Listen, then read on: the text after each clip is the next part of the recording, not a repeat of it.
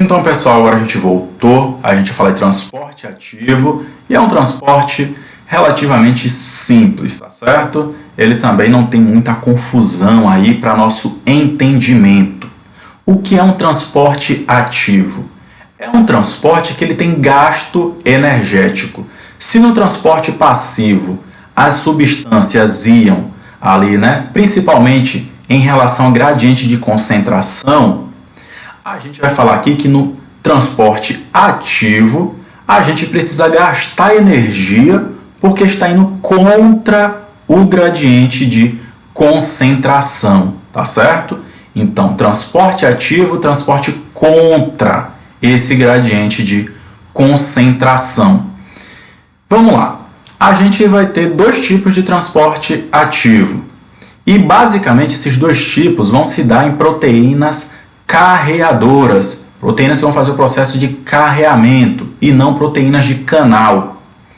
Então, os transportes ativos vão ser o transporte ativo primário e o transporte ativo secundário.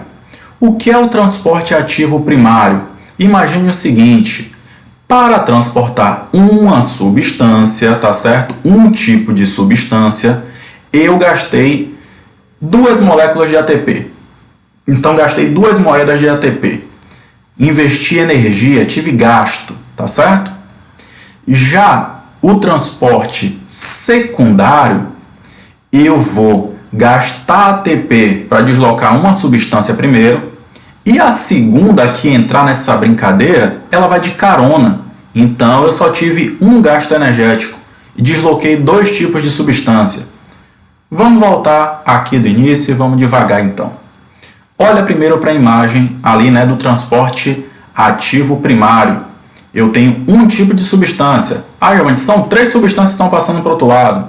Beleza, mas veja, tem gasto energético para transportar aquela substância. A finalidade do gasto energético é transportar aquela substância em específico. Beleza? Então, transporte ativo primário. Agora, olha para outra imagem aqui do meu lado. Logo aqui acima, transporte ativo secundário.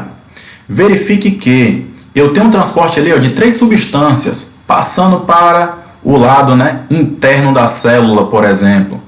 Só que aquele ATP ali foi gasto, tá certo? Para transportar aquelas 3 substânciazinhas.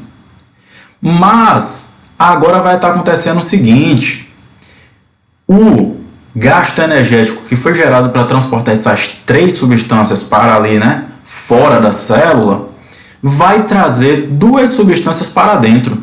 Então, uma mesma proteína, ela gastou uma energia só que ela levou substâncias para fora e trouxe outras para dentro.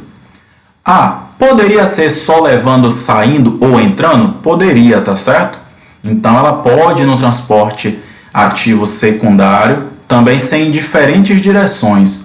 Pode ser uma única direção de uma das 2 substâncias, pode ser que as substâncias vão em caminhos opostos, tá certo? E isso daí vai ser de acordo com a necessidade do transporte aí lá no nosso organismo. Lembrando que cada proteína vai fazer uma ação em específico.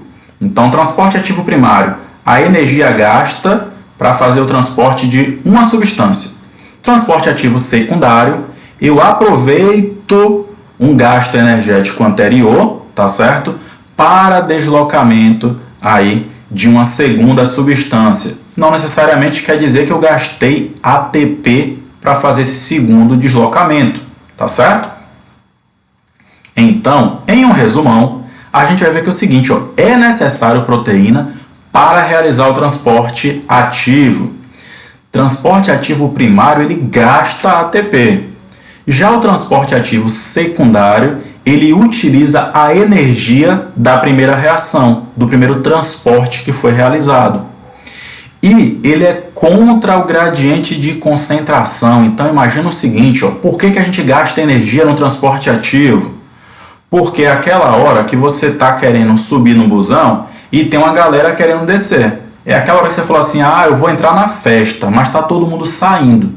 ali tu vai ter que gastar energia para conversar, para convencer as pessoas a te deixarem passar, ou para sair, né, se trombando ali no pessoal e entrando naquela festa também, naquele ambiente.